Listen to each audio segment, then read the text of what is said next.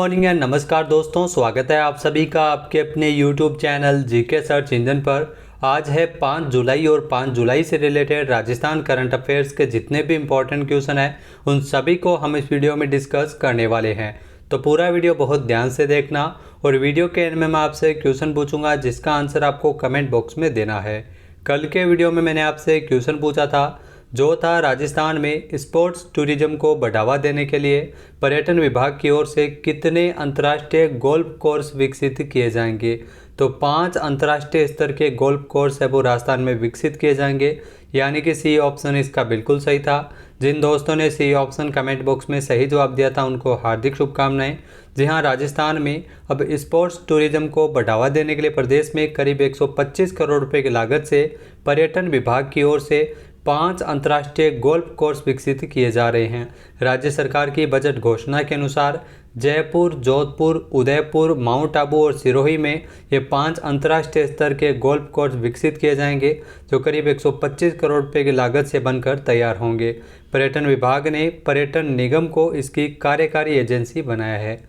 तो चलिए स्टार्ट करते हैं आज के करंट अफेयर्स। क्वेश्चन है, हाल ही में राजस्थान सरकार द्वारा प्रस्तावित बाबा आमटे दिव्यांग विश्वविद्यालय जामडोली में कुलपति किसे बनाया गया है। तो डॉक्टर देव स्वरूप को इसमें कुलपति बनाया गया है, यानी कि सी ऑप्शन इसका बिल्कुल सही है। यहाँ राजस्थान सरकार द्वारा प्रस्तावित बाबा आमटे दिव्यांग विश्वविद्यालय जामडोली में कुलपति बनाया गया है। आइए जानते हैं इम्पोर्टेंट फैक्ट्स। तो doctor Bhimrao Ambedkar law university के पूर्व कुलपति डॉक्टर देव स्वरूप को बाबा आमटे दिव्यांग विश्वविद्यालय जयपुर का प्रथम कुलपति नियुक्त किया गया है। राजस्थान सरकार के द्वारा जो प्रस्तावित बाबा आमटे दिव्यांग विश्वविद्यालय जामडोली जयपुर में स्थित होगा, तकरीबन 72 करोड़ रुपए की लागत से बनने वाले इस विश्वविद्यालय के लिए जमीन का भी चिन्हित है वो जमीन को किया जा चुका है। इसके अलावा बाबा आमटे दिव्यांग विश्वविद्यालय जो दिव्यांगों के लिए राजस्थान का पहला और देश का तीसरा विश्वविद्यालय रहेगा। नेक्स्ट क्वेश्चन है, भारत सरकार के वाणिज्य मंत्रालय द्वारा रिको को किस श्रेणी में सर्वश्रेष्ठ सेज विकासकर्ता का पुरस्कार दिया गया है। तो रिको को वाणिज्यिक निर्यात श्रेणी में जो सर्वश्रेष्ठ सेज विकासकर्ता का पुरस्कार है वो रिको को मिला है, यानी कि बी ऑप्शन इसका बिल्कुल सही है। आइए जानते हैं इम्पोर्टेंट फैक्ट्स। तो रिको को सर्वश्रेष्ठ सेज विकासकर्ता का पुरस्कार दिया गया है। यहाँ भारत सरकार के वाणिज्य मंत्रालय के अंतर्गत विकास आयुक्त नोएडा सेज ने रिको को वाणिज्य निर्यात की श्रेणी में सर्वश्रेष्ठ सेज विकासकर्ता का पुरस्कार है वो नोएडा सेज में आयोजित विशेष समारोह के दौरान दिया था। रिको के जो प्रबंध निदेशक की ओर से रिको के वरिष्ठ उप महाप्रबंधक विवेक जैन ने इस पुरस्कार को ग्रहण किया था। समारोह में सीतापुरा सेज जयपुर में कार्यरत 3 इकाइयों को भी उत्कृष्ट प्रदर्शन के लिए पुरस्कृत किया गया था। नेक्स्ट, हाल ही में राजस्थान सरकार द्वारा अब तक कुल कितने जॉब फेयर का आयोजन किया जा चुका है। तो राजस्थान सरकार है वो राजस्थान में 100 मेगा जॉब फेयर का आयोजन है वो इस वित्तीय वर्ष करी है, जिसमें अब तक कुल 11 मेगा जॉब फेयर का आयोजन है वो किया जा चुका है, यानी कि बी ऑप्शन इसका बिल्कुल सही है। आइए जानते हैं इम्पोर्टेंट फैक्ट्स। तो राजस्थान सरकार द्वारा प्रदेश के युवाओं को सरकारी नौकरी के साथ ही प्राइवेट सेक्टर में भी जॉब दिलाने के लिए जो लगातार मेगा जॉब फेयर का आयोजन है वो राजस्थान सरकार कर रही है। प्रदेश में 100 जॉब फेयर का आयोजन है वो किया जाएगा और अब तक कुल 11 जो मेगा जॉब फेयर का आयोजन है वो किया जा चुका है। करीब 40,000 युवाओं को नौकरी के अवसर प्रदान किए जा चुके हैं। नेक्स्ट है, हाल ही में राजस्थान पुलिस अकादमी में कब से रानी लक्ष्मीबाई आत्मरक्षा प्रशिक्षण कोर्स की शुरुआत की गई है। तो राजस्थान पुलिस अकादमी में 3 जुलाई से रानी लक्ष्मीबाई आत्मरक्षा प्रशिक्षण कोर्स की शुरुआत हुई है, यानी कि सी ऑप्शन इसका बिल्कुल सही है। आइए जानते हैं इम्पोर्टेंट फैक्ट्स। तो राजस्थान पुलिस अकादमी में 3 जुलाई से रानी लक्ष्मीबाई आत्मरक्षा प्रशिक्षण कोर्स की शुरुआत की गई है, जिसमें प्रत्येक जिले के प्रत्येक ब्लॉक से पीईटी को स्टेट रिसोर्स पर्सन के रूप में जो प्रशिक्षित किया जाएगा। यह राजस्थान स्कूल शिक्षा परिषद के जो आयुक्त श्रीमती श्रुति भारद्वाज ने स्कूल शिक्षा विभाग और राजस्थान पुलिस के संयुक्त तत्वावधान में सरकारी स्कूलों में कार्यरत महिला फिजिकल टीचर्स के लिए 10 दिवसीय यह विशेष प्रशिक्षण training of trainer self defence techniques for women का शुभारंभ किया गया था।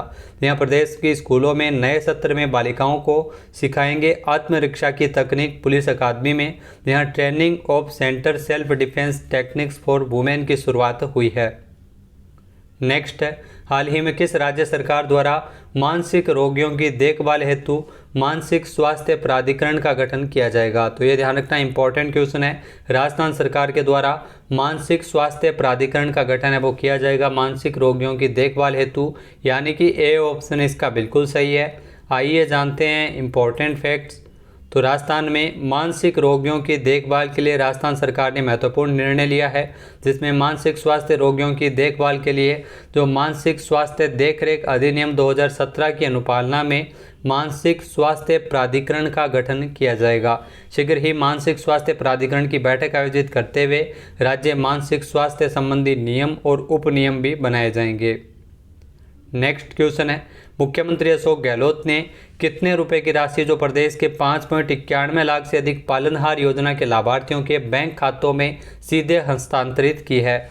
तो तकरीबन आपको बता दें कि राजस्थान सरकार के द्वारा जो 146.74 करोड़ रुपए की राशि है वो पालनहार योजना के लाभार्थियों को सीधे बैंक खातों में हस्तांतरित की है, यानी कि सी ऑप्शन इसका बिल्कुल सही है।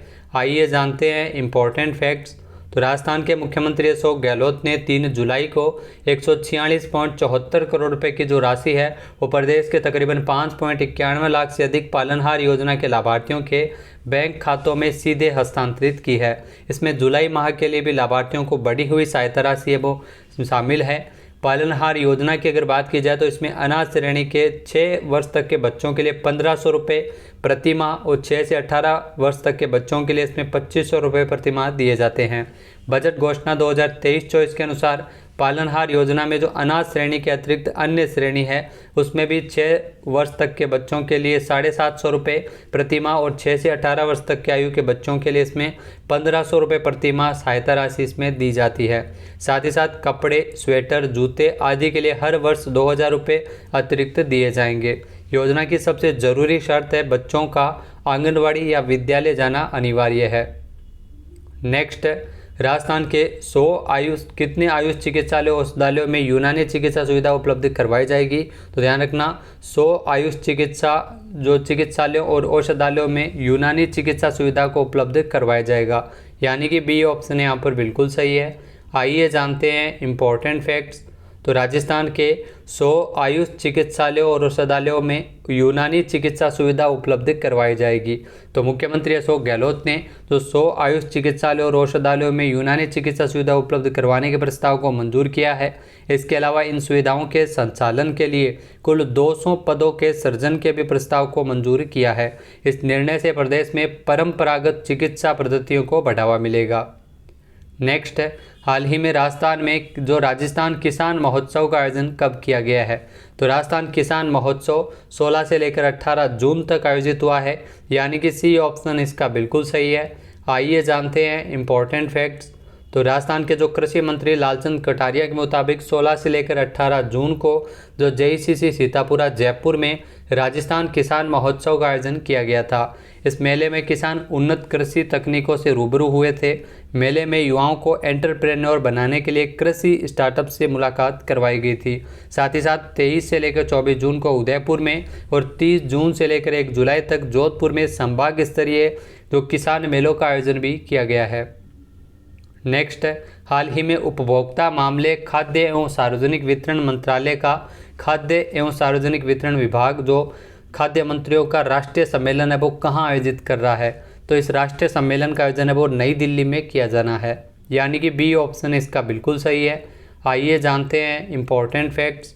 तो 5 जुलाई 2023 को उपभोक्ता मामलों, खाद्य एवं सार्वजनिक वितरण मंत्रालय का जो खाद्य एवं सार्वजनिक वितरण विभाग है वो नई दिल्ली में, ध्यान रखना, नई दिल्ली में खाद्य मंत्रियों का राष्ट्रीय सम्मेलन है वो आयोजित कर रहा है। जी हाँ, इस सम्मेलन का जो मुख्य उद्देश्य है वो खरीफ विपणन सीजन 2023-24 के दौरान मोटे अनाज की खरीद के लिए एक कार्य योजना विकसित करना है। इस कॉन्फ्रेंस की अध्यक्षता केंद्रीय मंत्री पीयूष गोयल करेंगे और उनके द्वारा शुगर एथेनॉल पोर्टल को भी लॉन्च किया जाएगा।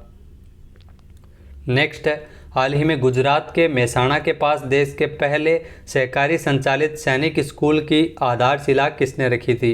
तो हाल ही में अमित शाह जो गृह मंत्री है भारत के, उन्होंने इस सैनिक स्कूल की आधारशिला रखी थी, यानी कि सी ऑप्शन इसका बिल्कुल सही है। आइए जानते हैं इंपॉर्टेंट फैक्ट्स। तो केंद्रीय गृह मंत्री अमित शाह ने वर्चुअल रूप से गुजरात के मेहसाणा के पास देश के पहले सहकारी संचालित सैनिक स्कूल की आधारशिला रखी थी। ये सैनिक स्कूल जो प्रधानमंत्री नरेंद्र मोदी की देश में पीपीपी आधार पर 100 नए सैनिक स्कूल शुरू करने की अपील के सम्मान में शुरू किया गया है। बोरियावी गांव में तकरीबन 75 करोड़ रुपए की लागत से ये सैनिक स्कूल की स्थापना की जाएगी। बात करते हैं आज के हमारे क्विज के, जिसका आंसर आपको कमेंट बॉक्स में देना है। तो आज का क्विज है, हाल ही में प्रधानमंत्री नरेंद्र मोदी तो राजस्थान में जोधपुर, पाली और सिरोही जिले के लोगों को वंदे भारत एक्सप्रेस ट्रेन की सौगात कब देंगे। एक बार फिर से सुनिएगा, पीएम मोदी राजस्थान में जोधपुर, पाली और सिरोही के लोगों के लिए वंदे भारत एक्सप्रेस ट्रेन की सौगात कब देंगे। इसका सही आंसर आपको कमेंट बॉक्स में देना है। और अगर ये वीडियो आपको पसंद आए तो इसे लाइक और शेयर करना बिल्कुल ना भूलिएगा। चैनल पर नए हैं, सब्सक्राइब नहीं किया है तो अभी सब्सक्राइब बटन पर क्लिक करें। इस वीडियो की जो PDF फाइल है वो आप वीडियो के डिस्क्रिप्शन बॉक्स से डाउनलोड कर सकते हैं और इस क्वेश्चन का आंसर आप वोट करके भी कर सकते हैं। वीडियो देखने के लिए धन्यवाद। जय हिंद, जय भारत, जय राजस्थान।